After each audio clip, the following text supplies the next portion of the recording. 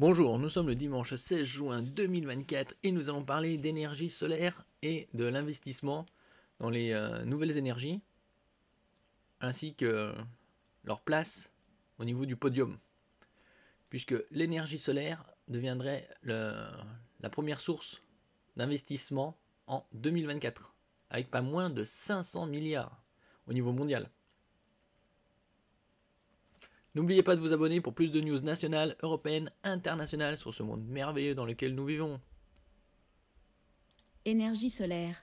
Les investissements devraient surpasser toutes les autres sources d'électricité 2024, AIE. À 500 milliards d'euros en 2024, les investissements dans l'électricité solaire pourraient surpasser ceux consacrés à toutes les autres sources de production électrique, selon l'Agence internationale de l'énergie, AIE. De façon plus générale, ce sont l'ensemble des investissements dans les énergies renouvelables qui devraient augmenter et représenter le double de ceux pour les énergies fossiles, selon ces prévisions. Il y avait des augmentations justement des investissements et 90% des panneaux solaires produits dans le monde sont des panneaux solaires produits en Chine. Il y avait une entité, une firme en Europe qui produisait des panneaux solaires, mais finalement elle a délocalisé aux États-Unis. En l'Europe, pas de bol. Hein. Le solaire devrait poursuivre sa belle lancée en 2024.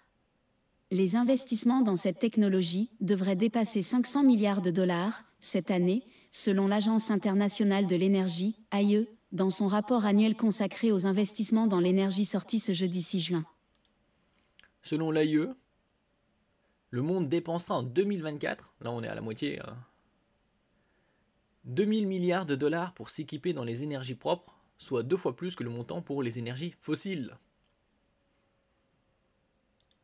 Un montant qui surpassera toutes les autres sources de production électrique réunies, est-il précisé. Ainsi, comme en 2023, le solaire devrait attirer plus d'investissements que ceux dédiés à la production électrique à partir de combustibles fossiles, charbon, pétrole, gaz, de l'éolien, du nucléaire et des barrages. Ce qui a... Faut pas oublier que les énergies propres, ce qu'ils disent propres, dans le sens où ça n'émet pas de CO2 lors de la production de l'énergie, comme l'éolien, le solaire, c'est en partie financé par les industries fossiles, puisque c'est des énergies intermittentes. C'est-à-dire quand le soleil brille, il y a de l'énergie, quand ça ne brille pas, il faut compenser par des centrales au charbon ou au gaz. Des effets concrets sur les 507 gigawatts GW d'énergie renouvelable mis en service en 2023, les 3/4 ont été dans le solaire. Plus globalement, c'est l'ensemble des sommes allouées au développement des énergies renouvelables que l'AIE attend à la hausse. Malgré la hausse des taux d'intérêt, qui freine les nouveaux projets, notamment dans les pays du Sud, les investissements mondiaux dans les énergies propres devraient presque doubler par rapport aux combustibles fossiles en 2024, grâce à l'amélioration des chaînes d'approvisionnement et à la baisse des coûts des technologies propres, peut-on lire dans son rapport. L'AIE assure notamment que le coût des panneaux photovoltaïques a reculé de 30% ces 2 dernières années. Dans un autre rapport en janvier, elle indiquait d'ailleurs que ce mouvement devrait se poursuivre avec la montée observée des capacités manufacturières. Il ne faut pas oublier aussi qu'il y a différentes technologies de panneaux solaires avec des rendements plus ou moins performants.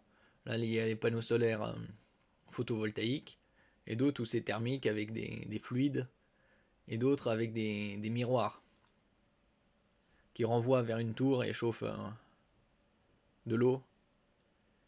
Et concernant les panneaux solaires, il y a les rendements différents et surtout avec la technologie qui utilise des minéraux différents appelés perovskites et qui permettent d'avoir des rendements environ 50% supérieurs aux panneaux classiques. Le monde dépensera ainsi, en 2024, 2000 milliards de dollars pour s'équiper dans les énergies propres, solaires, éolien et nucléaire, véhicules électriques, réseaux et stockage électrique, carburant bas carbone, efficacité énergétique, pompe à chaleur. Soit 2 fois plus que le montant pour les énergies fossiles, 1000 milliards. Les investissements pour l'extraction et la production de gaz et de pétrole devraient atteindre cette année 570 milliards de dollars, plus 7% après 9% en 2023. Les investissements dans les énergies propres établissent de nouveaux records, même dans des conditions économiques difficiles, ce qui met en lumière la dynamique de la nouvelle économie énergétique mondiale, a déclaré Fatih Birol, directeur exécutif de l'AIE. L'an dernier, les investissements dans l'électricité renouvelable et les réseaux avaient dépassé pour la première fois le montant consacré aux combustibles fossiles, selon l'Agence de l'énergie de l'OCDE basée à Paris. Reste que, bien qu'en hausse, ces investissements sont insuffisants pour atteindre l'objectif que se sont fixés les gouvernements à la COP28 de tripler la capacité mondiale des énergies renouvelables d'ici 2030.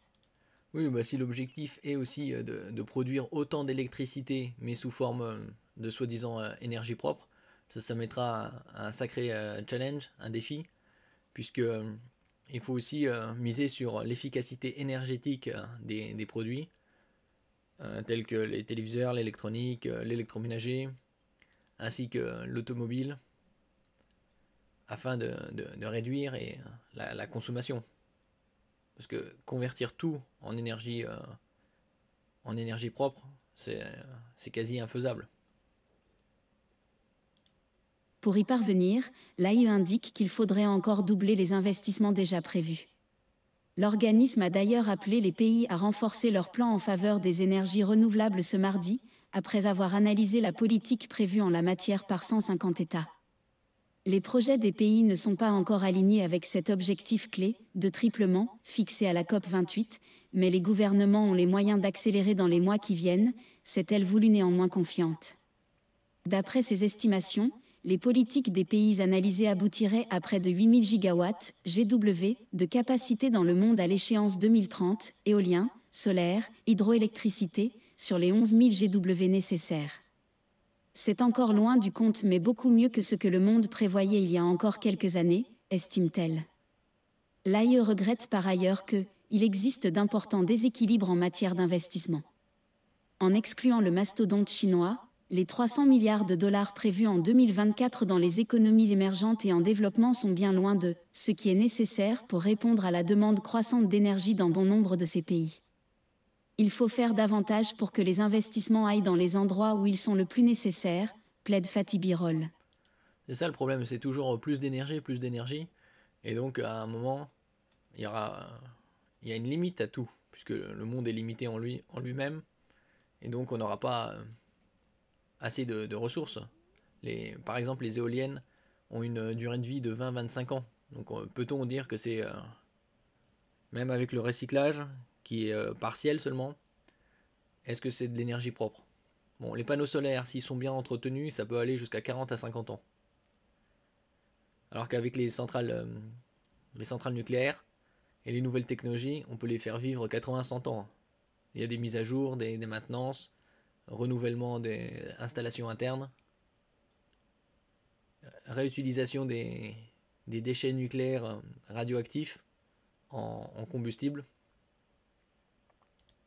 Il y a en tout cas urgence à agir. Investir dans les énergies propres permet de réduire les rejets de gaz à effet de serre issus des énergies fossiles, qui réchauffent la planète. Or, des dizaines de scientifiques ont alerté ce mercredi sur le fait que le réchauffement climatique causé par les activités humaines a atteint un rythme sans précédent. Selon eux, la fenêtre pour limiter à 1,5 degré Celsius la hausse des températures, comme le veut l'accord de Paris de 2015, est déjà presque fermée. Avec AFP. D'après certains relevés, ça fait déjà 12 mois consécutifs que la température moyenne planétaire est supérieure à 1,5 degré Celsius. Donc leur objectif de 1,5 degré, c'est déjà grillé. D'après certains, même les 2 degrés d'ici fin 2100 est aussi inatteignable. Bon, d'un autre côté, ils peuvent toujours faire des efforts, comme travailler un mois sur 2. Hein, comme ça réduit de 50% la production mondiale. Mais rien ne freinera l'économie, à moins d'avoir des ressources qui s'amenuisent.